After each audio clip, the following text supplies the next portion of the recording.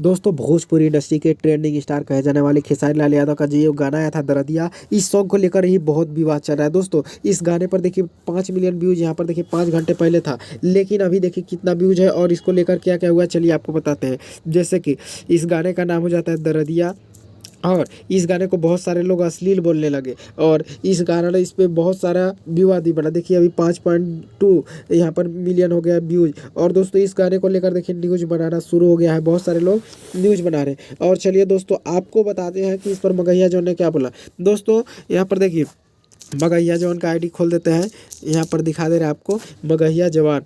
ध्यान से देखिएगा दोस्तों, मगहिया जवान जो जो भी भोजपुरी में अश्लील गाना गाता है उसको लेकर ये वीडियो बनाते हैं। देखिए अभी क्या चलेगा यहाँ पर दिखा दे रहे हैं आपको।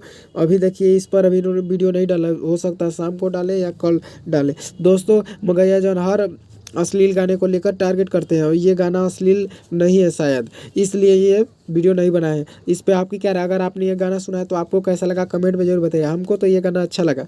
और ये बताइए कि आप भोजपुरी इंडस्ट्री में किसके फैन है, पवन सिंह या खेसारी लाल के? कमेंट में जरूर बताइएगा। दोस्तों एक बहुत ही मस्त वीडियो कल आएगा, चैनल पे जुड़े रहिए, चैनल को सब्सक्राइब कर दीजिएगा। आपको एक से एक बढ़कर न्यूज़ आपके सुपर स्टार के तरफ से मिलेगा आपको।